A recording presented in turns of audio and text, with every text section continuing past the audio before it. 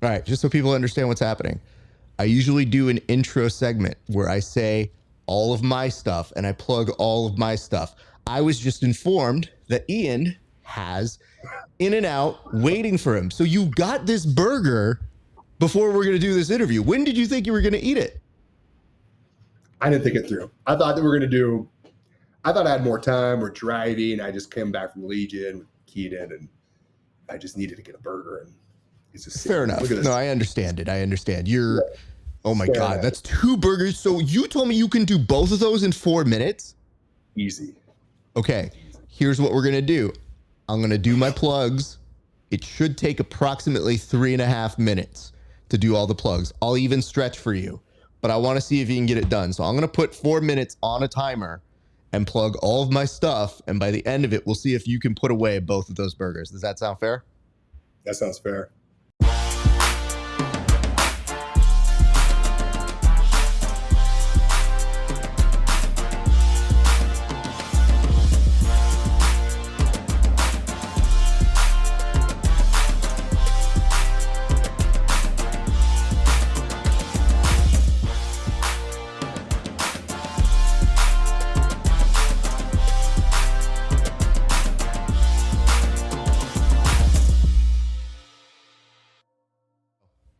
They don't have to see my, No. There's only one cutaway that I do where we just say like, hey, he's on the show.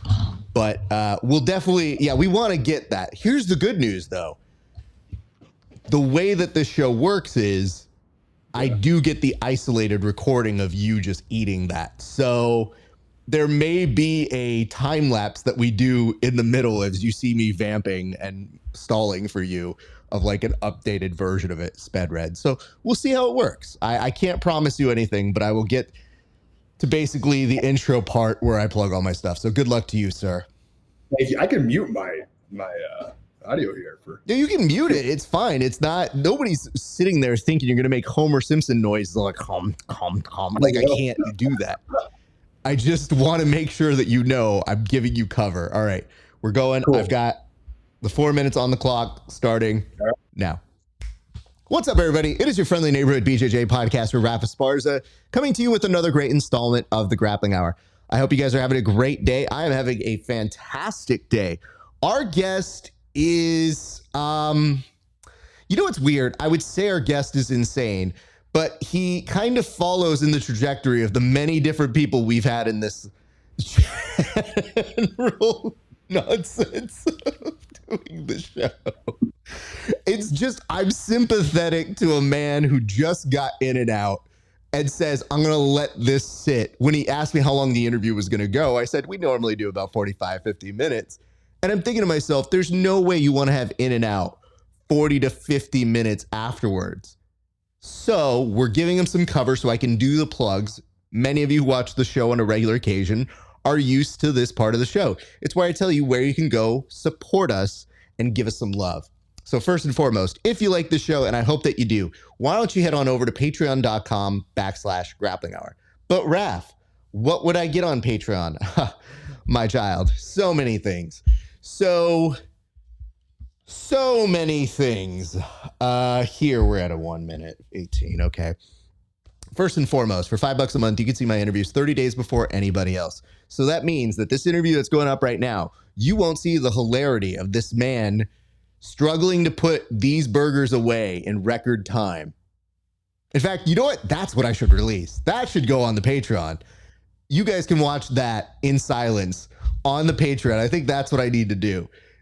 If you want to see Ian basically justify it, it's basically the version of like when people are cutting weight, it's our version of OnlyFans. So that people are like, man, I'm cutting weight and I'm so hungry. I just want to watch someone eat. I'll pay money for that. So hungry. So you can go there. $5 a month, 30 days before anybody else. Additionally, you can see other extra bonus content for a few extra dollars more for our premium members who see tape studies, breakdowns of the matches with the athletes when they compete at major events. You can also check out a segment that is the most popular segment called Roast Raph, where people roast my competition footage. Yeah, I don't know why that one is so popular, but it is. I guess people like to see me get trounced in competition every once in a while and roast me for that. Here's the thing, though. Their jokes, they need some work. I should be writing the jokes for them, but I don't. I try to let them be funny on their own and, hit and miss. So you guys can check that out, patreon.com/grappling hour.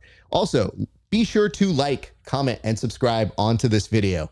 If you enjoy what we do, we want to see more of you guys. We want to see you commenting in the comment section. And I want to know this. How long does it take you to eat a burger? Normally, I give you the prompt all the way at the end, but I'll give it to you right at the top.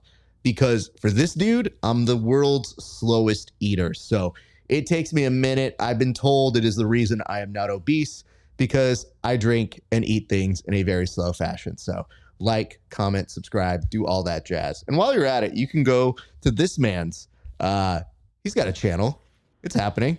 You could go on over to American Strength and Combat, which I think is going to become a very important thing in the near future for Ian, as we have heard in the preview there. For those of you keeping track, it's 3:36, so my man's really cutting it down to the last 20 some odd seconds here. Little bit of a reminder, you can find us on Spotify and Apple Podcasts. Please rate and subscribe. Those things make a difference for us, and they really do help us to get more in the collective ether of the internet. And if you want to continue the discussions that we have here on the show, why don't you go on over and head to our Discord at Grappling Hour. And we're on all social media at Grappling Hour. All right, our guest. Listen, this is a first. I've had guests eat on the show. That's fine. I've actually had a guest not tell me he was going to go order and go to Chipotle, and in the interview was basically ordering Chipotle and would not answer my questions because he was saying things like, yeah, I'll take extra guac. Sir, the question I asked you was, how did you feel after that competition? Oh, no. Can you double that? These are not answers, sir. So I think we're in a good space, but you may have seen our guest compete at the most recent edition of Subversive. He is a standout performer there. You may also see him in the Legion videos, where he is constantly doing big man moves, but in a fast and furious way. You might have also seen our guest military bench press a Bobby Winther into the sky. And as someone who can't even sweep Bobby Winther, that is a tough thing to be able to do. He's also recently competed in MMA. He's a terror all around. And yes, we have recently been informed that I guess he brought out Keenan Cornelius from the hole in which he was in to come back to the community and start doing a podcast again, for which I have questions. But ladies and gentlemen, please welcome to the show for the very first time, one, Ian Daube. How are you doing, Ian? I'm good. I'm doing great. I got 1.5 3x3s down. So you did 1.5. You told me that 4 minutes was going to be no problem, and I even gave you a minute 40 after, sir. Yeah, I'm not. It was tough.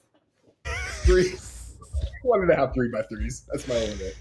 So wait, I didn't know they were 3x3s. So you had 2 separate 3x3s in this portion.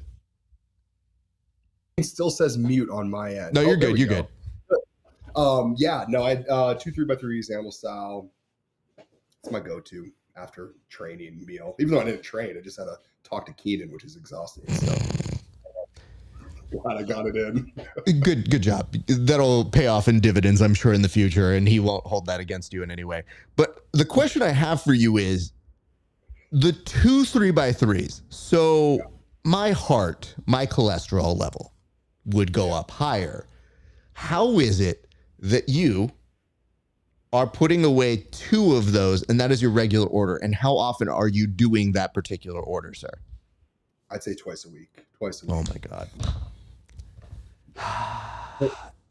It's healthy. I mean, listen, dude, you work it off, so that's not the issue.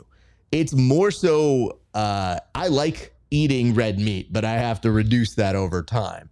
I just know that whenever I have my one double, every once in a while when I'm starving, I'm like, it's going to be a 3x3 today. But those days are rare. You're telling me you double that up. So, man, it is impressive. So I must give you that. Let's get to the first question I have here, sir, which is, Ian, why did you decide to bring Keenan out of retirement? Because I know there's going to be rotating hosts on the Dojo Storm. But because you're the first, I blame you the most. So why did you bring him out? Because the podcasting community is already oversaturated here. And I went and I saw him live and in person a couple of years ago for one of our interviews. And he was like, yeah, I'm done. I can't podcast anymore. It's too hard. Raph, you're so much better at this than me. And I was just like, Keenan, I understand, man. Some of us are talented at certain things and other things not. I'm not good at Worm Guard. And yet here he is back in my newsfeed. What did you do and why did you do it? Well, first of all, I regret it. Now we're going to all have to deal with this for the rest of the time, which is, I'm sorry in advance. I apologize. Yeah, it is completely my fault. He rants to me. So I've been, hanging out at Legion and training at those J-Flow sessions, and Keenan will rant after practice. And, I've now gotten to know the history. I've gone back and done my homework. I'm new to jiu-jitsu, so I really didn't know who Keenan Cornelius was. Like, it just, that name, I was like, oh, it's a silly name. And this guy's kind of like, you guys things in jiu-jitsu. Okay, cool, So I've thrown him around a few times, and then I just got to, listen to him talk. I said, this guy's kind of funny. I said, we should do a podcast. And, I have the text. I said, well, let's do a podcast. He's like, no. And I go, listen, you need to get out there and you need to say what you're saying because it's very funny, and a lot of people are going to enjoy it. And so he's like, all right. And I've just been on him and hounding him, and now we're just filming podcasts. We've done 3. We're going to try and do one a week at least, and they're an hour. And it's like I'm in it now, so I can't get out. But it's going to be what it's going to be. We're going to have to deal with him speaking. I'll do my best to fight against him and everything that he says. But I hope it makes for some entertaining content out there. But again, I apologize in advance for bringing him out of retirement and back into your life. It's just, you know what it is? Somehow Keenan Cornelius returned. That's exactly how this felt like, where I go, wait, this plot doesn't make any sense. He wasn't in the picture, and now he's back in. What do you mean he's back in? And then I start seeing him in episode 1 being like, all right, everybody, I'm going to go ahead and remind you guys about a discussion that I said I was over with, but now we're back in American Jiu-Jitsu. It's time to tell you exactly what happened. And I was like, well, we're going to be doing this again, huh? Okay. Oh, he's back. He's doubled and tripled down on it. So it will be more ferocious than ever. Yeah. Well, the reason I say that is when I look at the comment section, it makes sense from an engagement angle. Oh, yeah. But I covered the sport. So it's difficult to keep tabs on everything. And the way I have to look at things is I go, we've done this. We're not doing this again. Oh, okay. Okay. Keenan's back on the American Jiu-Jitsu thing. Sure. Let's hear what he has to say today. And I will tell you this. I think things took an expected turn when he was referring to himself as Goku. And I said, oh, this is what we're going to get now, huh?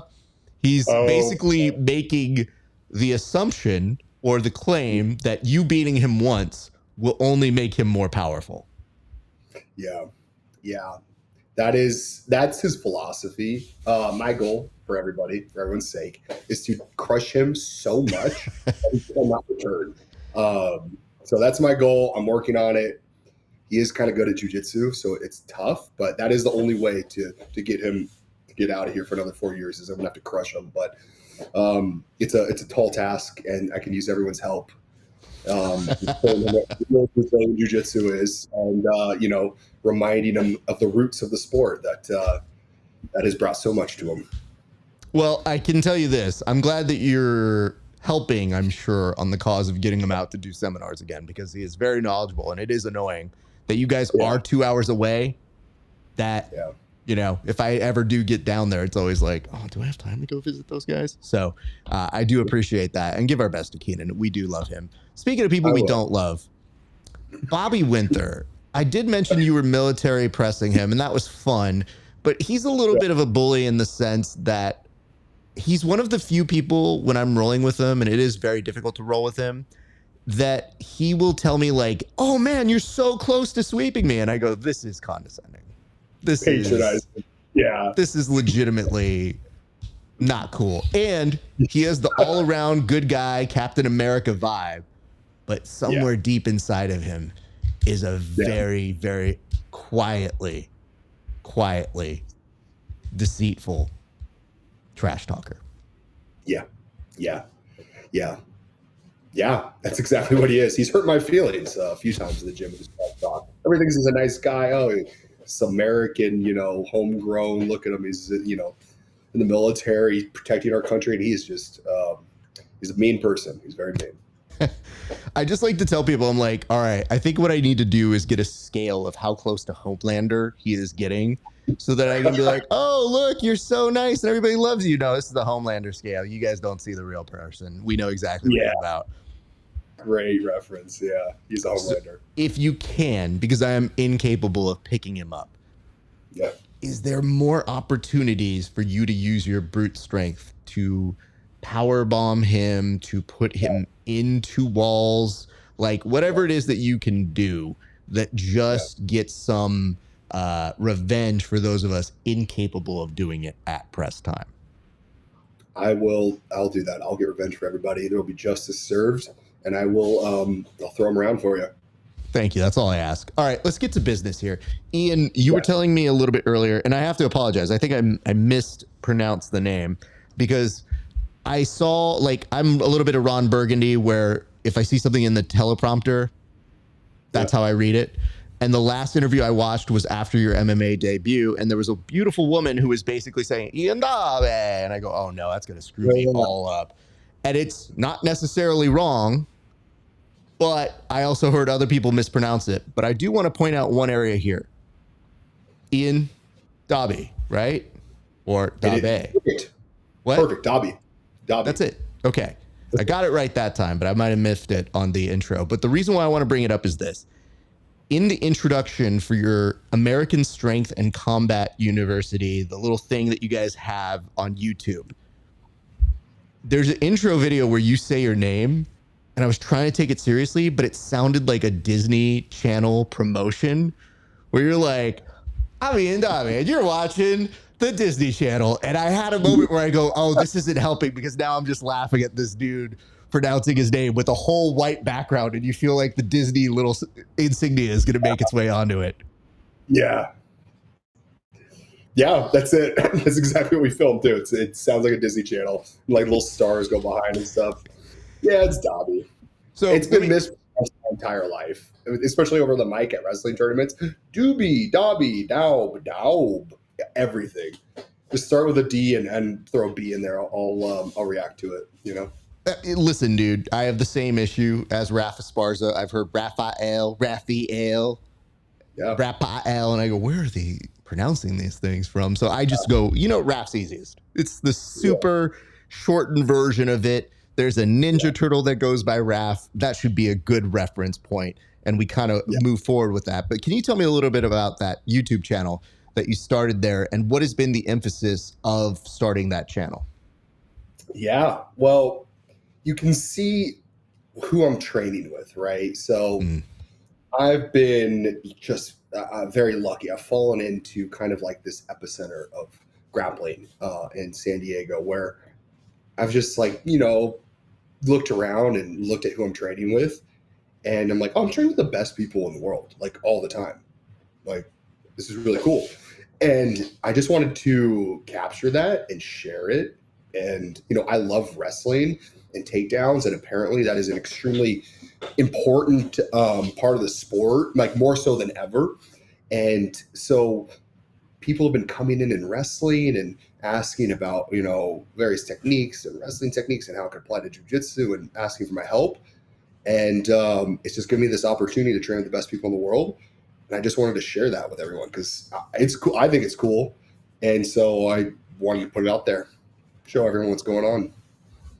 So here's the deceitful part about you. And when I see J-Flow, I watch these videos and then I get it in my head, like, I think I can do this. And then maybe 2 days later, I'm like, oh, I cannot do this. I need their guidance specifically to be next to me because I always feel like, got it. I'm going to go out. I'm going to do it. I go out to do it. I don't got it. That was a bad choice. I think I did something wrong and I might have pulled something. So it is very interesting to watch how effortlessly it works for you guys and the way that you drill it, that I like to steal it, but man, it is very difficult to do what you guys do. That's how I feel about J-Flow. J-Flow will show moves, and I'm like, oh, yeah, perfect. You spin your hips and move. And I go to do it, and I'm like, I pull my, groin and bend my ankle. And I'm like, okay, how did you do that? And you're right. Like, being in person and having someone go, no, it's like this, and work with you is way more effective than videos. I mean, videos will work if you physically can't be there.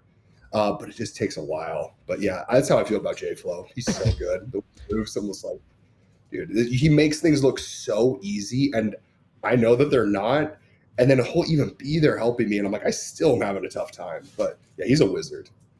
I definitely want to go down and try to take one of those classes. And I know Bobby's been like, you got to come. And I'm like, I will. It's just, listen, y'all, 2.5 hours up and down anyway is always a little bit of a beast. And, I definitely would love to be in San Diego more. It's just sometimes my time is very limited. And I must say this, the last time I was there, we produced the Subversive event that you were on.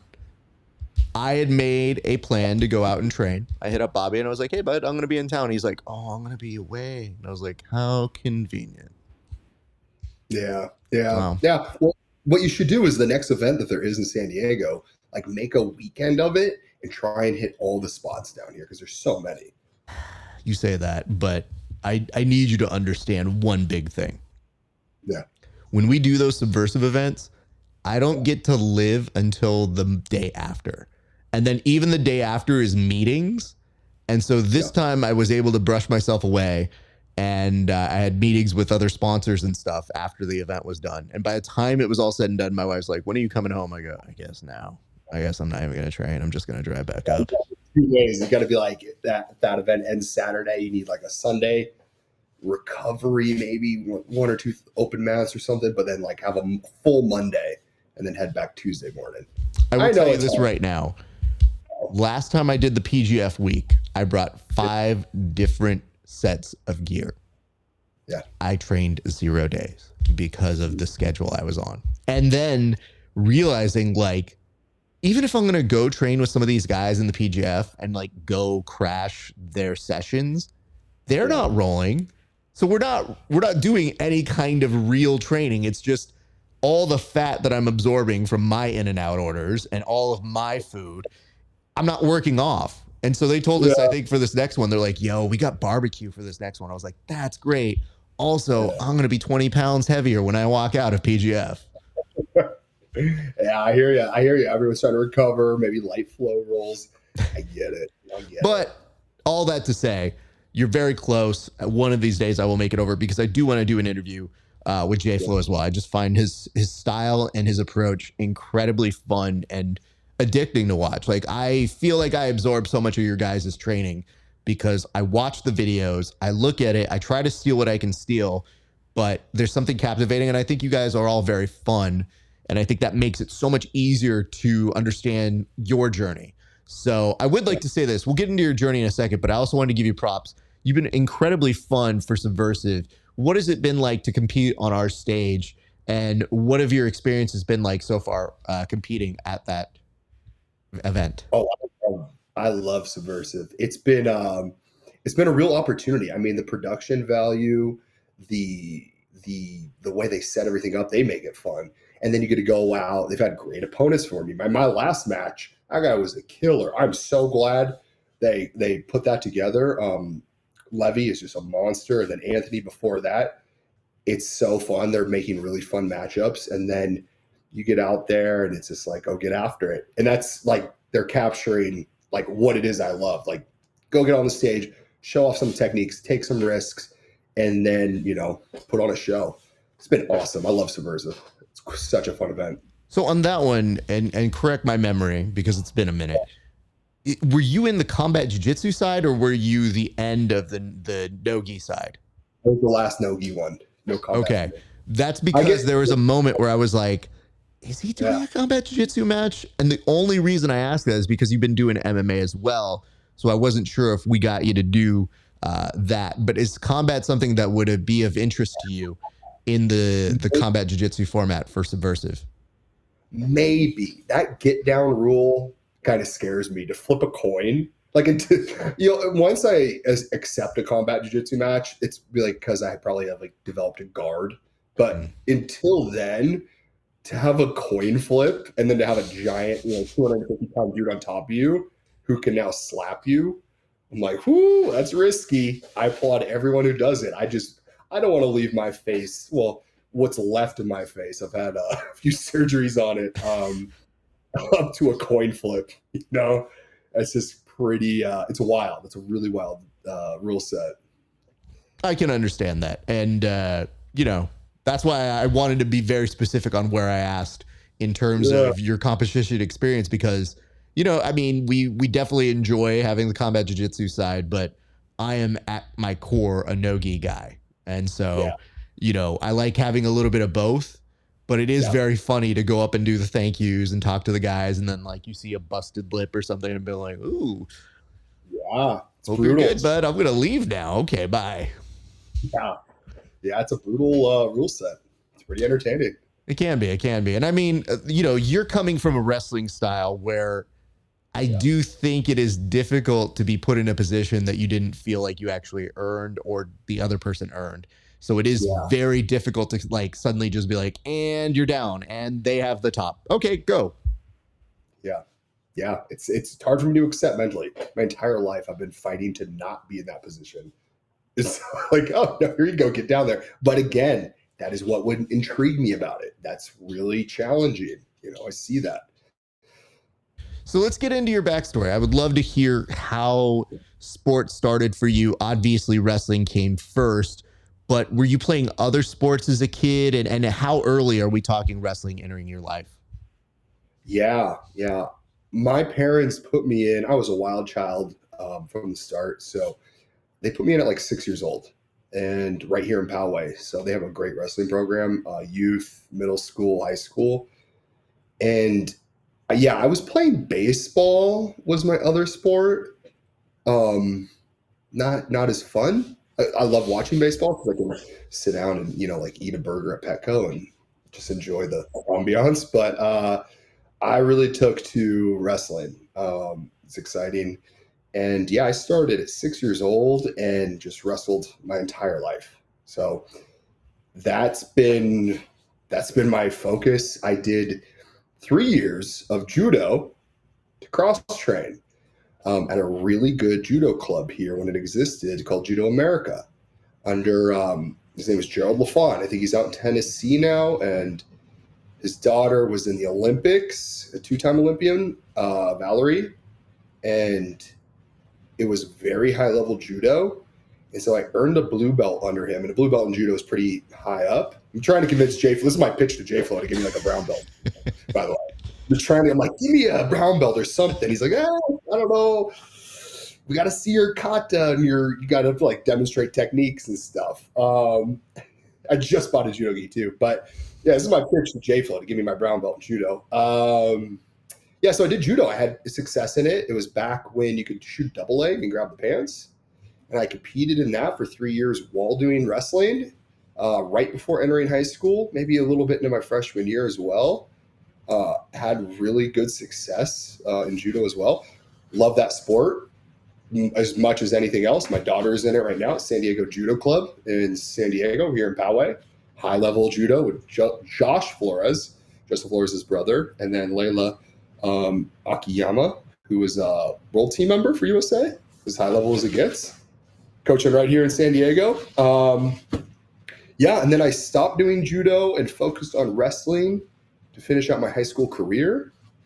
Wrestled all throughout high school. Won a California state title as a senior. Freestyle All-American, Greco All-American. Had really good coaches. Again, I'm pretty athletic, but I have the best coaches on the planet for high school wrestling. Wayne Brandstetter and John Myers. And I found a lot of success under them. Then went straight into Oklahoma, University of Oklahoma, was a bit of a wild child in college. So had to get out of Oklahoma, and I finished my I finished my degree at Cal Poly. I did do a 1 year at Cal State Fullerton, which was really cool. They dropped their program with they lost funding and they dropped it. It freed me up, but I did finish at Cal Poly San Luis Obispo. Had a pretty wild injury. My first match as a Cal Poly Mustang, and blew my pec off the bone, snapped it off. And that was the wrap of my college wrestling career. That was it. That injury is a pretty substantial one. You're talking a year off, depending on how bad it was. Mine was really bad. And yeah, after that, I mean, all the way to origin story, I started training MMA after I recovered from that surgery because I had to finish up school. I just didn't want to go back to wrestling. Few disagreements with the coach, especially after that injury. I was ready to go in full bore and wrestle and get a national title. I was so focused. I didn't feel like that goal aligned with the coach at the time. Totally different story, but that's okay. And went into MMA. Was just training MMA with Cruz Gomez, who was an old school pit guy, Pit Slow, where Chuck Liddell came out of.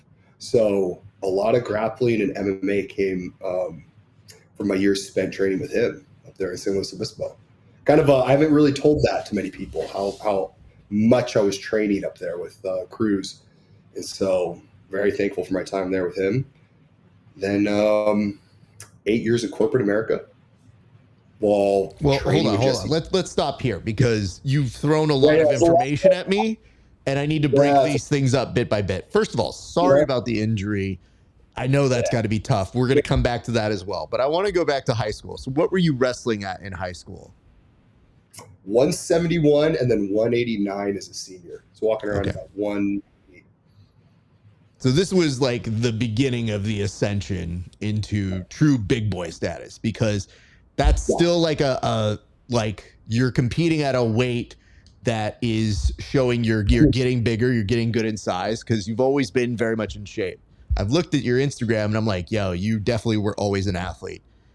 Yeah. So being that size, that power, how did other sports like football not try to steal you? They did. I was always getting called by the football coach. My mother would not let me do football, and I'm grateful for that. What was her rationale for not letting you do football? The head trauma, and then go figure with MMA, but the head trauma, and then my dad had gotten pretty bad knee injuries from football, and they're just like, nah. And I agreed with them, like combat, one-on-one, that's my passion. I'm not going to do a sport I don't love, so wrestling really was my calling. I hear that. Now, I've heard you say with the other Raphael, the lesser Raphael, that you have a family where everybody has a black belt except for you. Now, I'm astounded by this information. What other black belts are in the family? Yeah, my whole family is very combat oriented. Mother, father, brother, and sister all have black belts in Taekwondo under a legit Taekwondo school. Jimmy Kim, who was an Olympic gold medalist, legit. And so they all can throw hands and kicks. And yeah, my mom is 67 years old, 65 years old. And she and I will, move around and spar a little. We'll tag each other, but she'll flick me in the face with a shot. She's legit. They're all legit. How does this happen for you that all of them go the Taekwondo direction and you're the one that says, nah, I'm just not interested. I'm not going to do any of that? It was Poway. It was Poway wrestling. This whole community is wrestling focused. This is the go-to sport in Poway. It's everyone, this whole place. So I love it. I just find it very interesting that your combat sports family was very oriented in the idea of, well, football's dumb. But you make a compelling case with this MMA and wrestling, even though you just took this substantial injury in your first year of collegiate wrestling. So we're going to let this stand. How does those discussions happen? Because to me, That's usually when the family starts doing like a little bit of an intervention. Like, you know what? Oh yeah. Not really a great idea. You know, it's funny. My parents never pushed me in any sport. It was always if you want to. And so actually I tried to quit wrestling my first day at Oklahoma. And Sammy Henson was my coach at the time. He's an Olympic silver medalist and world gold medalist. And shout out to Sammy for changing my life with brutality. I remember first day we were hand fighting in like the parking lot because we couldn't get into the room yet. It was like 6 a.m. I had Eric Lepotsky, who's an All-American at 197 pounds, just putting my face into the dirt. And I just got done. And I was like, I'd been throwing up because they made us do sprints before. You know, I was very young for college. I was 17 years old when I started. Enjoyed a bit of the good life. So I was very hungover for that practice. And I remember just being done and calling my mom going, day one, I'm like throwing up. I'm broken. And I go, I'm going to quit. And she goes, okay, come on home. And I'm like, oh my God, I can't quit now. Like I never was pushed by my parents. So they've always been ready for me to stop competing and, you know, doing brutal sports. But it's just, I just love it. It's in my blood. Like I just can't stop. And, yeah, my mom has now kind of gotten back on board seeing me coach and like seeing kind of the positivity in the community and how much I love jiu-jitsu. She's like fully on board now. They both are. Both my parents are like, love it now. But before, yes, they were ready for me to quit. I'm interested to know this because the way you presented it was your mom convinced you not to quit.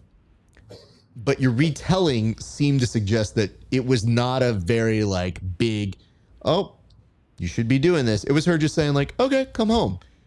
Yeah. I'm wondering if the inclination or the tone of it maybe was a little off. Was it the one that made you feel self-conscious where you hear her say something like, well, you can come back home, or was it you can come back home? And either of those was like, man, that cut deep, Mom. Yeah. You know, it was like, yeah, I'm going to go back. No, it was like true love and concern for her baby boy. It was real. It was like, oh no, come home. And then I was like, nah, I can't be baby. Like, okay, now I'm done. It was all real. It was not, there was no like alternate agenda. It was, oh, please come home. Like, yeah. Well, in that case, I don't know that you could fully say that your mom was like, she talked you out of it. If anything, she just told you like, you need to make a choice. And that was probably the thing that made you internalize and say, nah, I'm not done. You're right. Okay, let's go and get this. Because at first, when you were putting on the moms, you're like, Mom's had me down and she sat me down and she set me straight. Nah, man, she basically said like, I love you either way. And you go, I hear that. Yeah, you think I'm weak for going ahead and dropping this. Loud and clear, Mom. I'll show us. I don't think they were ready for me to love wrestling as much as I did. That was really it. They're like, oh, go do this thing. Here, go get in there. Oh, you know, they all understand combat and karate or taekwondo.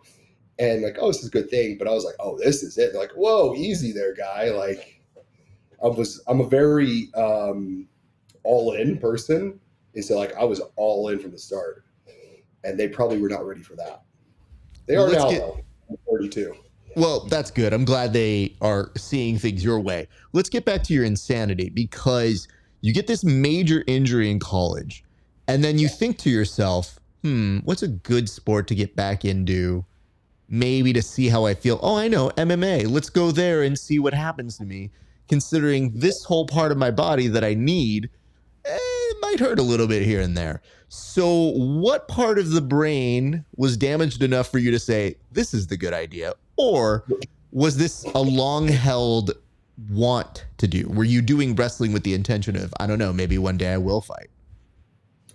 No, I've just, like, honestly, one-on-one combat in some way, like, is just, there's no sport. Like, I really don't understand other sports. Like, I've heard Chael Sonnen and other people talk about this. Like, what happens when, you know, two athletes actually get mad in like a basketball game or some other sport? Oh, they fight.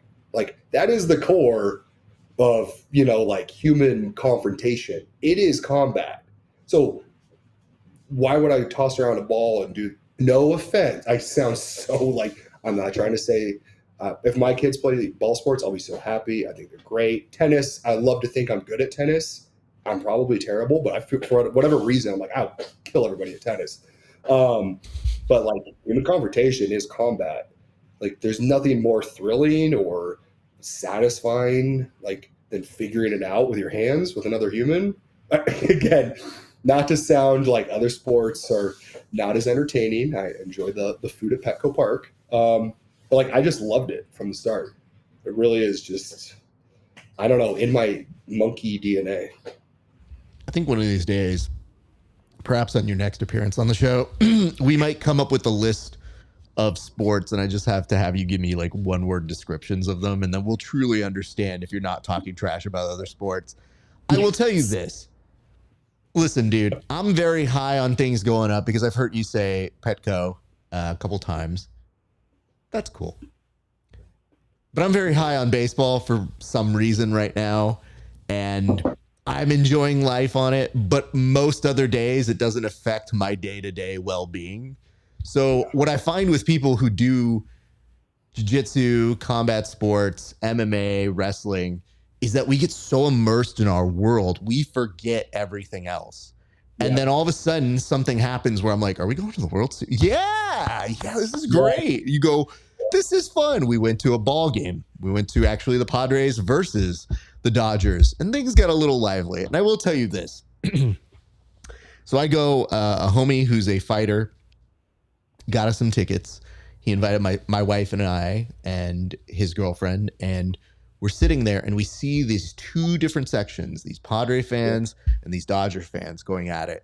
And I look at him because he's such a nice guy. I go, do you feel like you've taken a Hippocratic oath here? Like you have to step in if these guys go and start fighting?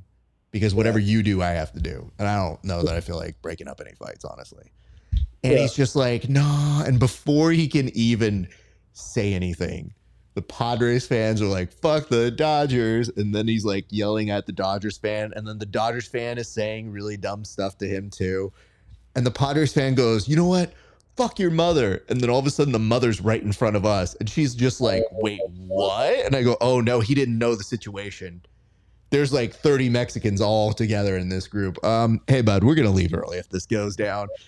But I just love the fact that even in that realm, you're thinking combat because it might go down. And my brain just always thinks like a lot of my jiu-jitsu is diffusing stuff. So it's usually like, I better defuse this bomb or else it's going to explode on me.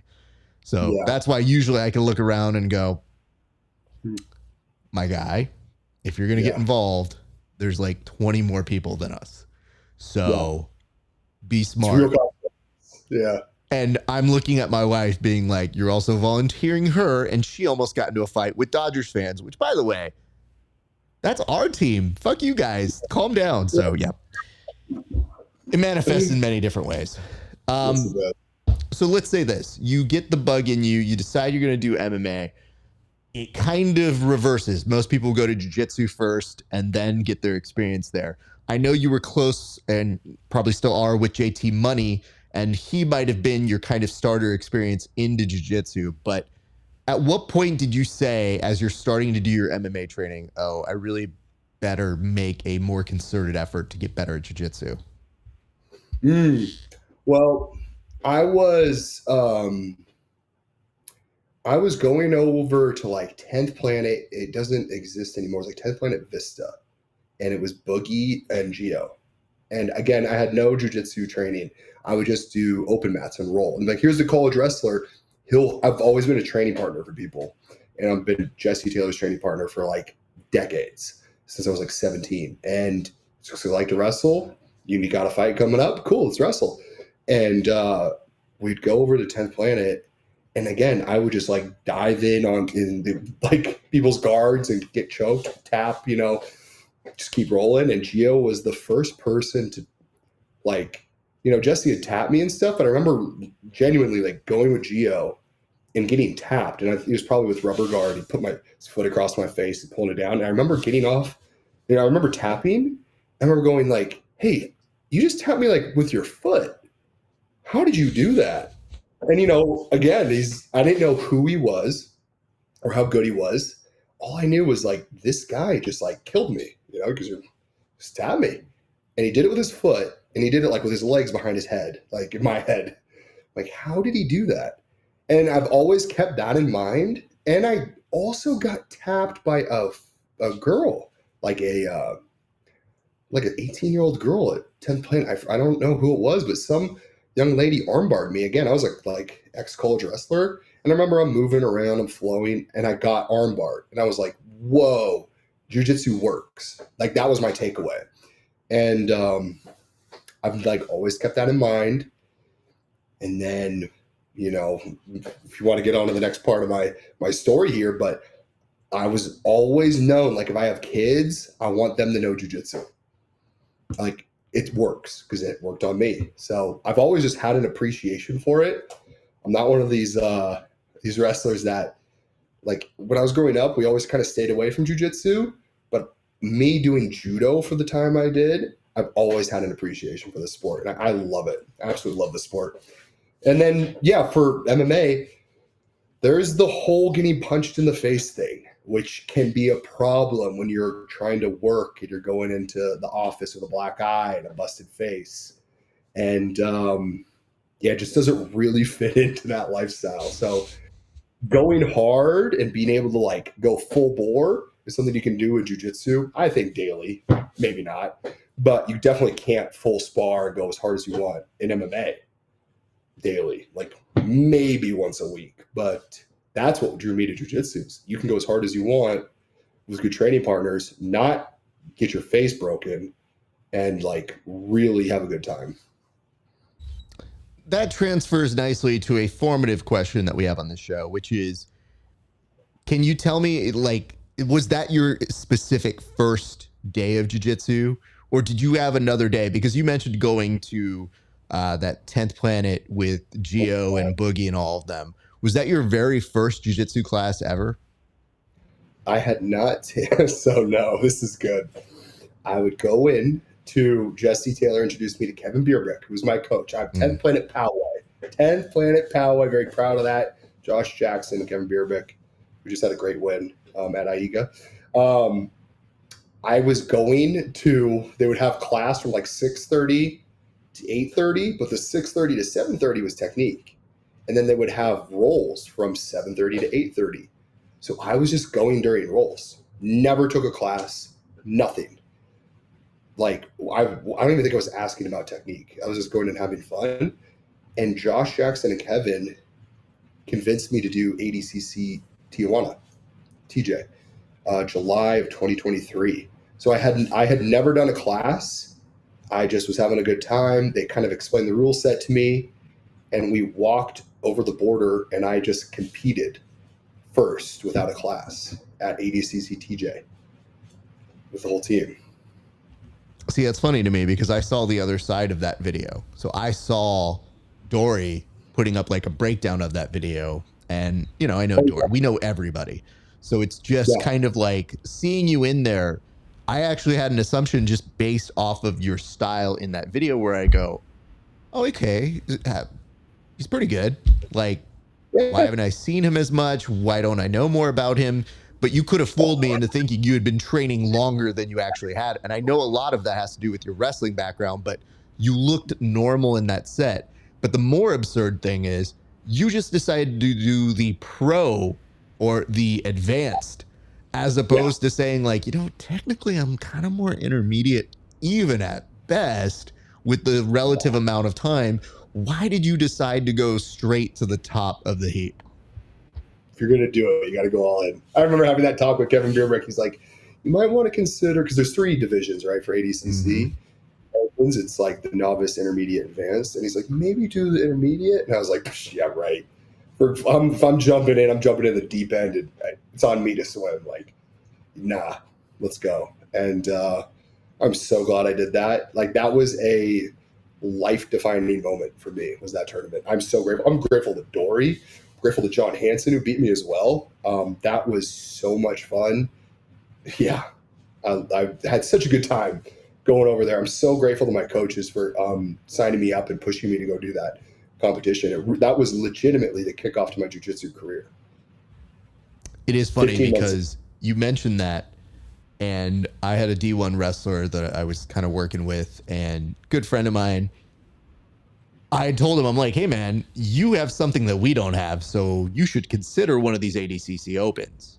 And same conversation happens where I go, hey, why don't you think about doing just the intermediate? He's like, oh, I signed up for the advanced. And I go,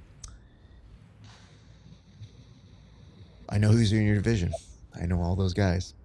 I know what you're in for. And I can only get you so ready. But you know what? You're a big boy. You made your choice. Now we're just going to get you ready. He did very well. But guess what? You know who his first match was with? Who? Andy Varela. So when homeboy signed up and I went up to him and I said, is there anything you want to tell me? And he was just like, yeah. I was like, what is that? What is that? And he just goes, no. Like, I'm happy I did this. I was like, you should be, sir. You should be. But like, do you remember the guy in the room saying, I might know some things? And he goes, yeah, I hear that. I was like, all right, now you got to go win the other ones, you dick. So he had a good laugh about it. But like you, I think it brought out a better competition in him that I think is deep seated within a lot of wrestlers. What an honor. Like to have your first match be against Andy Varela. That's special. That's cool. Well, you know, especially on that ADCC rule set where you go like, hey man, you're going to swim with these sharks and it's going to be dope. Yeah. But he definitely learned a lot from it, and he had some great moments throughout that week. Awesome. So super happy about that. I want to go into this. I always ask the second question, which is a follow-up, but we might have gotten the answer here. Yeah. We always like to ask people, when did you fall in love with jiu-jitsu? And specifically, the moment when you knew that you were going to do this as more than just a hobby. Was it really that ADCC tournament that opened, or was there any other experience before or after that that you said, like, no, these 8 years of corporate jobs, nah, I really love this as something I'm going to follow and do for the rest of my life? I thought before the ADCC open, I really thought jiu-jitsu would be something I do to like be in shape, because you can't go and wrestle, you know, there's no like exercise or, you know, physically and mentally satisfying thing to do than like go wrestle. And I was like, oh, well, jiu-jitsu is so close. I'm going to have to learn a whole new game, but it's the same concept.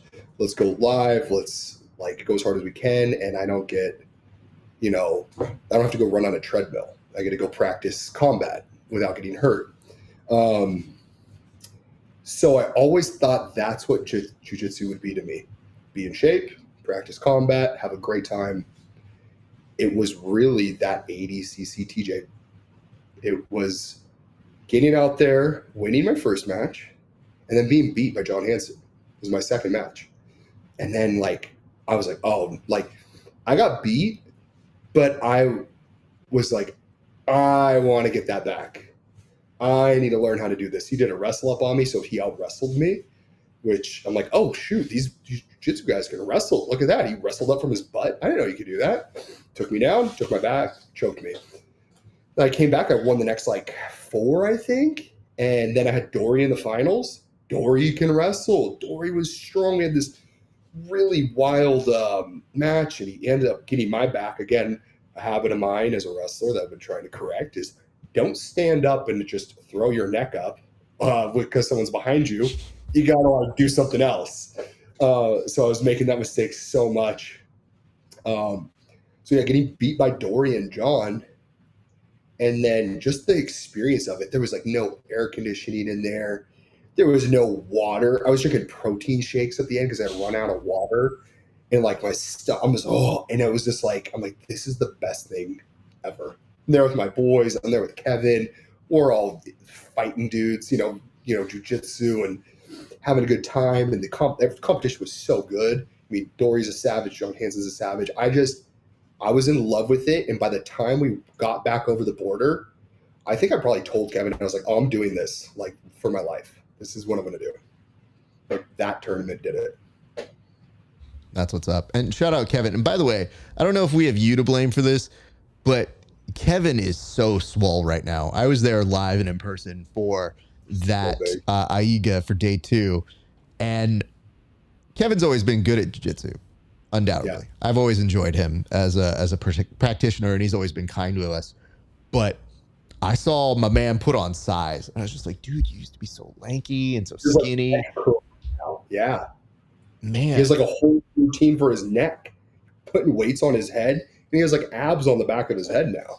Like he is lifting. He lifts after practice at 24-hour fitness for like an hour. And I'm like, dude, this is just, he's a man on a mission.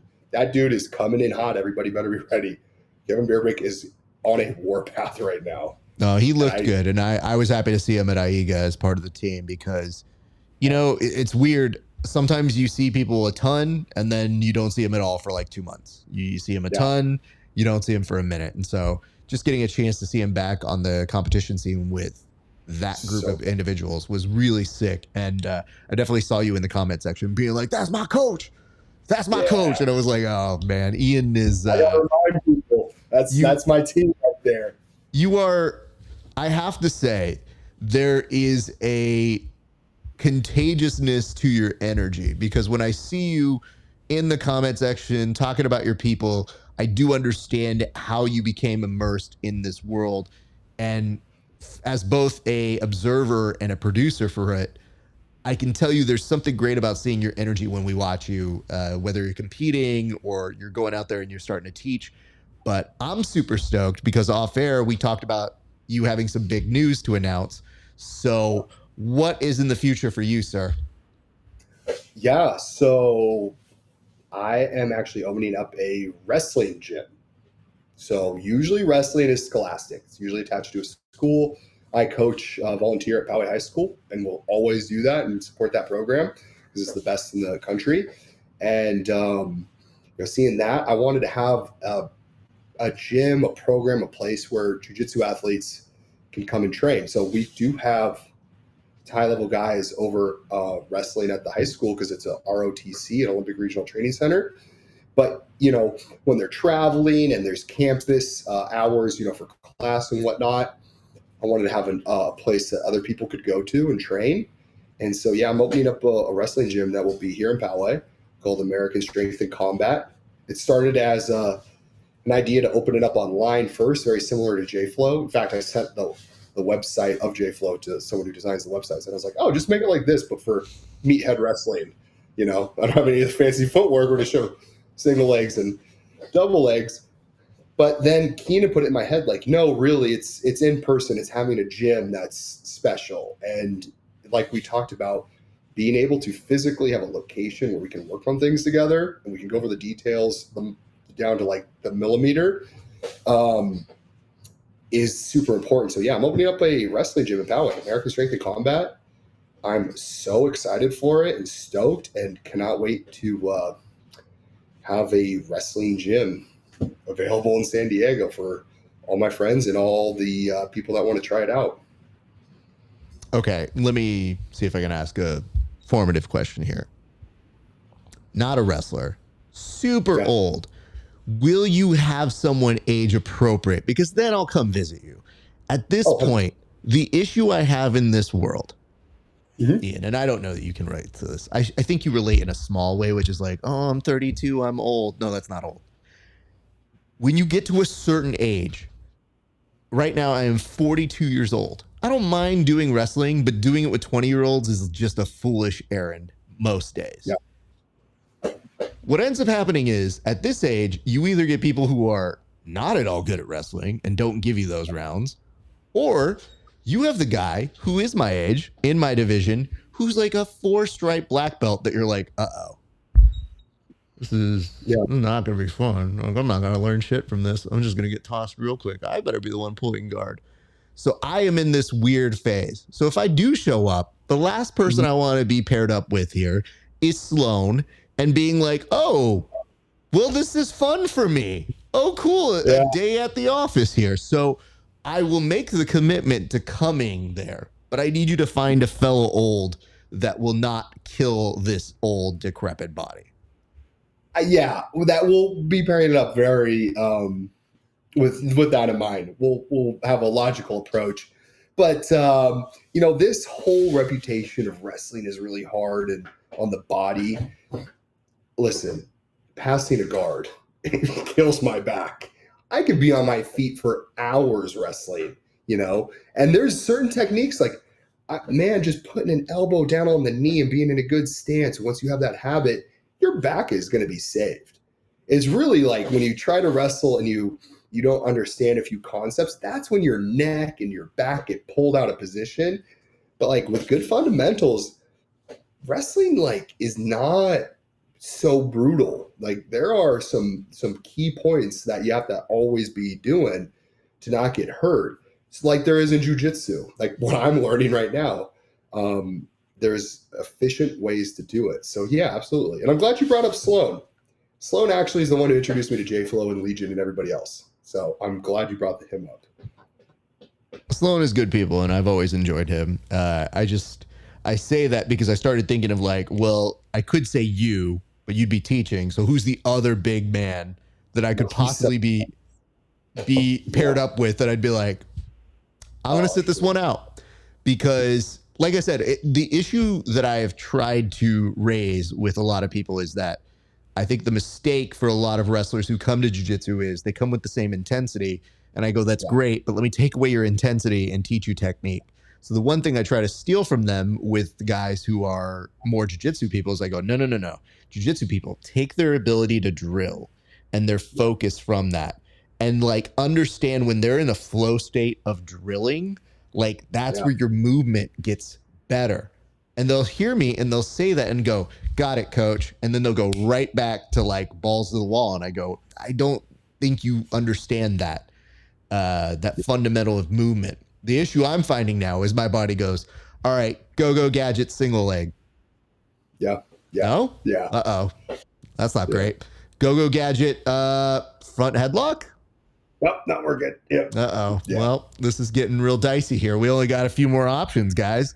So that's the stuff that I've been like, if I'm going to have these few golden years left of it, I'm always like, I just want to learn it in a smart flow version of it. Similar to the idea of when I say with J-Flow, where I go, you know what? I can see a version that works for me, but I also don't have the margin of error to make that much of a mistake where I'm like, no, I need to be on the mats. And if I can't do it because I did something dumb, I'd be very angry. Yeah. Yeah. No, I hear what you're saying. That is totally. So my approach is the way I am, because I coach right now at Poway 10th Planet. I do a wrestling class. And the way I am coaching wrestling, which I think this is what's absolutely needed, is I'm coaching it the way that I learned it. Day one, what did I do? Like, there are very repeatable, fundamental drills and exercises and techniques that I would say 99% of American wrestlers have gone through, which is like learning a shot, shooting across the mat. Day one, you learn that. Your stance. Like, I could spend like a month with people on their stance and a shot. I'm not even talking about a single or double. I'm talking about just the movement of your legs. And then slowly building it up. Okay, let's pick someone up today. Let's slowly pick someone up. Let's learn how to pick that person up safely so we're not hurting our back. Where are we driving? Are we driving across the body? Like, I am coaching it and will always coach it with that in mind. This is day one. What did I do as a 6-year-old? Again, that has gotten me to the point where I'm at today, that I'm just redoing those steps. I'm just teaching it exactly how I was taught by the best coaches. And it's fundamentals. It's completely doable. I want to change the perception that wrestling is like this brutal sport, because it does look brutal, but these athletes at the highest levels have fundamentals that they learned when they were younger, and it's repeatable. And yeah, it's hard. Don't get me wrong. We've had a puker every single practice at Power Planet. We now have to have a trash can by the door. But yeah, we're like 6 for 6. No, we're like 8 for 8 now. But it's just, you're not going to be injured. I'm doing it in the way that we're building the fundamentals. The foundation is being built. Really. That's my approach. Very good to hear. Although I will say in a future like political ad that we run against you, we're gonna get the clip of you just being like, wrestling is not brutal, and it's gonna go into black and white and be like, Ian Daube thinks that you don't have to be brutal in wrestling. Would you trust this man? So I've made this case a few times. I get a lot of heat for it, but hey, jiu-jitsu is brutal. That takedown ain't done when you get behind someone. It's just getting started. So yeah, I don't know. I mean, I still need some more convincing on that side. But what I can tell you is the people who I've seen that are the best at wrestling, when they do it, you almost don't even feel the takedown. It's just so effortless, and it's a beautiful construction to what they do with their technique. So I've felt it, I've experienced it, and I'm always try to gravitate to those people. I just think that when jiu-jitsu people try to replicate it, it is sometimes hit and miss. So I think that's kind of the thing that I go, oh, I'm aware this is an issue, but it is something that I very much look forward to you correcting. But, you know, Poe's very own, homegrown, and now getting to put one into your own community, I'm sure feels so great to continue that bridge for what you loved growing up with to what you currently love, and kind of putting those things together. So I wish you continued success on that, sir. And what I'd like to do right now is at the end of the interview, we always let our interviewee take a moment to shout out any sponsors, their teammates, anybody who's helped them, and especially I'm sure for you in creating this this gym that you're about to be opening. So, sir, the floor is all yours. Thank you.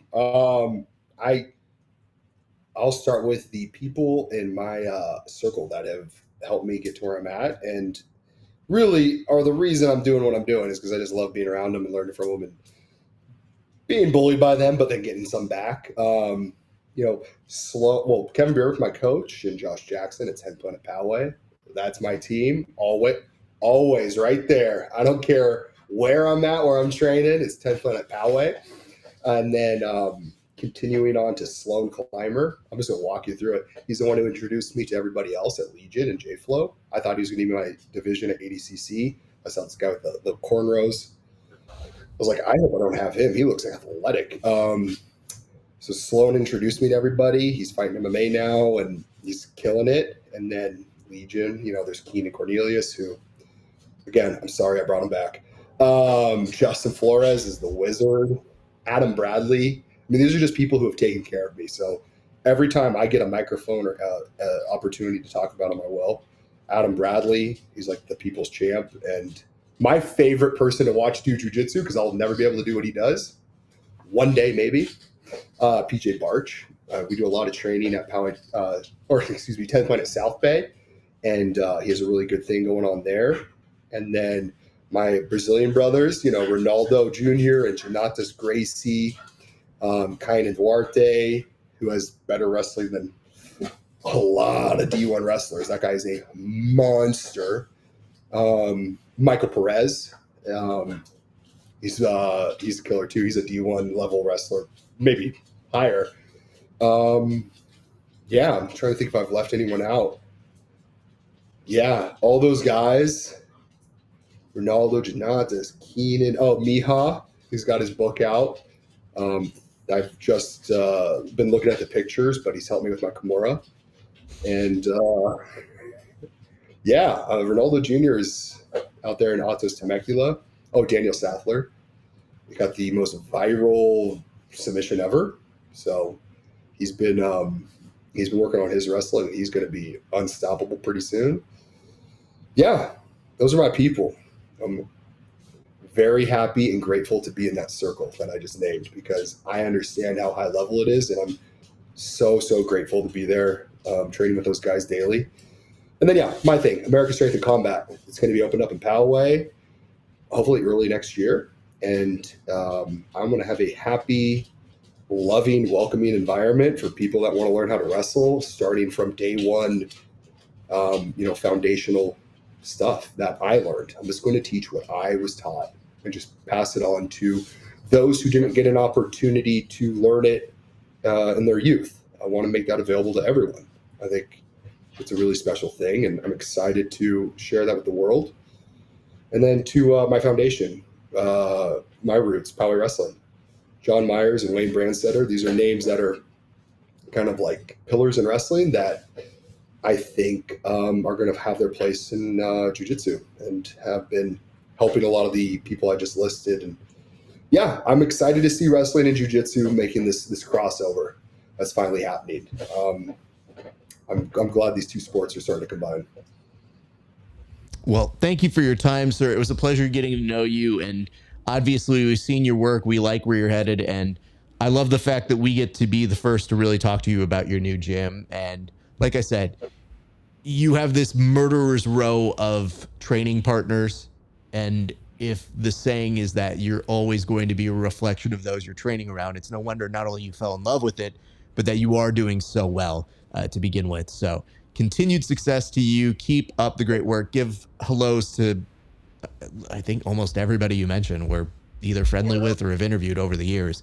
So please give our best to everybody. And I will talk to you off air in a second here, but I'm going to close this up. My thanks to you, sir. Thank you, Ref.